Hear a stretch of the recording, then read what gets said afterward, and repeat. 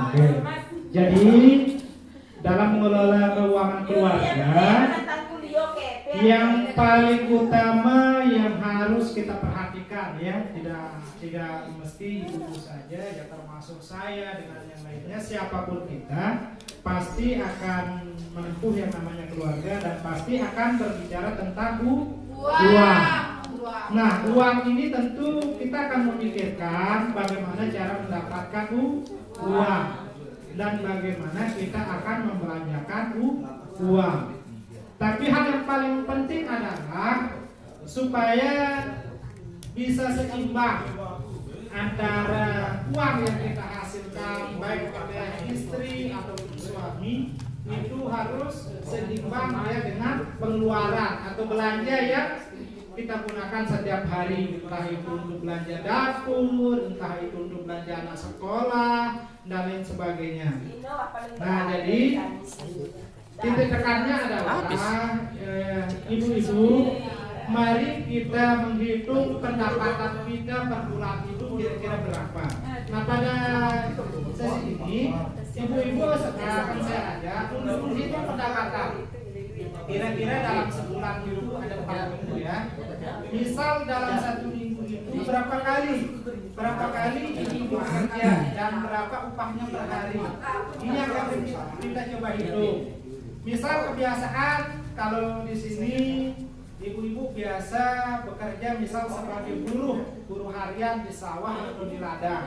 Kira-kira per hari berapa upahnya? Kita merasa kadohor.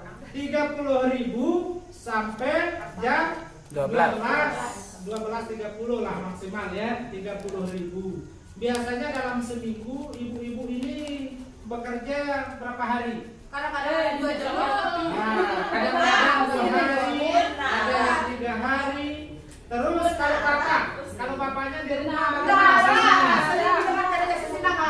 misal dia pergi, misal karena ini musim kemarau ya, musim kemarau biasanya bapak-bapak itu pergi harian ya. Ya, pergi harian misal kalau bahasa kita macok lulun tembakau. Kalau untuk bahasa ya.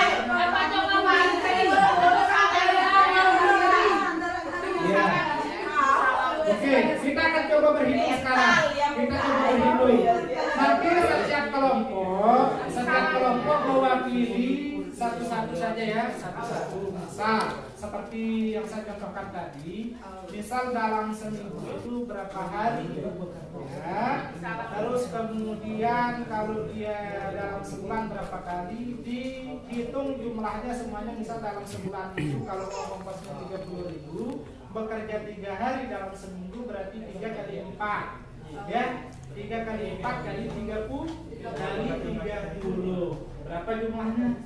Terus setelah itu bandingkan kemudian dengan pengeluaran sehari-hari. Misal untuk di desa saya ini sering beli air ya, masih sering beli air. Misal untuk beli air berapa, untuk belanja anak sekolah berapa, untuk belanja dapur berapa, untuk misal suaminya merokok misal dulu beli rokok berapa.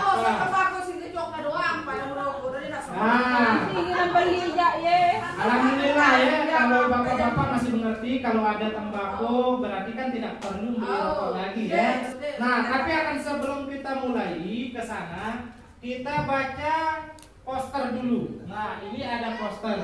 Jadi ini sebagai acuan kita sehari-hari ibu-ibu ya, karena jangan sampai kita membiasakan istilah dari lubang tutup lubang. Kita berutang lagi untuk bayar utang. Jangan sampai begitu.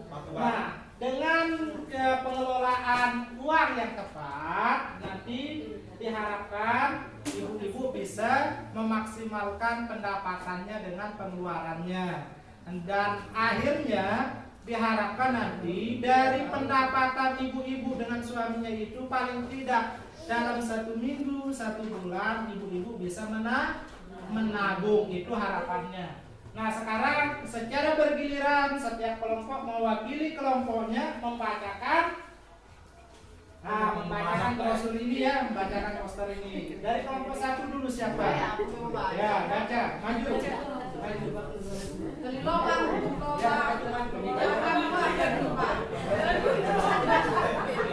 Siapa? Ingat dia, ibu dia, bangun, berdiri, ya kasih semangat untuk ibu dia ya, kasih semangat.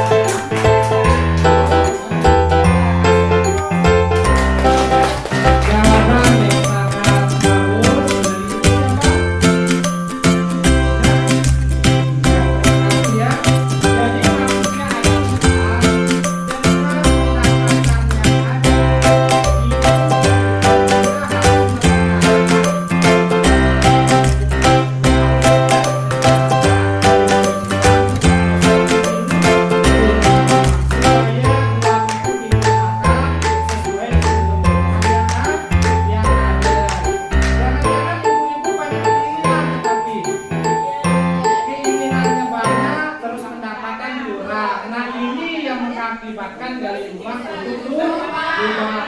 Belilah atau belanjakanlah uang pendapatan ibu-ibu sesuai dengan kebutuhan. Karena kalau kebutuhan misal seperti beli beras, kalau tidak beli beras, kalau tidak makan bagaimana? Lapar. Kalau sudah lapar sakit. Kalau misal beli baju baru, apakah kalau tidak beli baju baru akan sakit? Tidak. Nah, itulah pentingnya kemudian kebutuhan harus didahulukan dari keinginan. Yang kedua, biasakan menabung dengan disiplin. Siapa? Biasakan menabung dengan disiplin. Ayo, siapa yang menanggapi dari kelompok yang lain? Nah, siapa yang suka nabung? Enggak ada. Oke.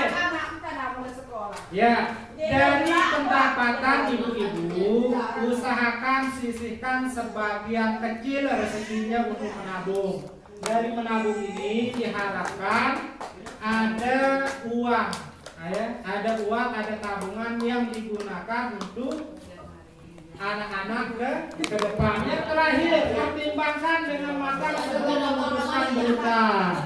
Ya, sebaiknya ibu-ibu sebelum kita berutang, kita pikirkan dulu matang-matang apakah berutang ini penting untuk kita, sangat mendesak atau tidak. Kalau tidak terlalu mendesak, usahakan tidak berutang. Kalau masih ada uang atau aset yang lainnya, terlebih dahulu kita gunakan aset yang ada supaya tidak terbelit oleh gali lubang tutup lubang. Ya itu ibu-ibu, ada pertanyaan? Tidak ada ya. Terima kasih ya atas partisipasinya yang tadi. Mudah-mudahan gali lubang tutup lubang ini tidak terjadi pada kita semua. Itu harapan kita ya. Terima kasih.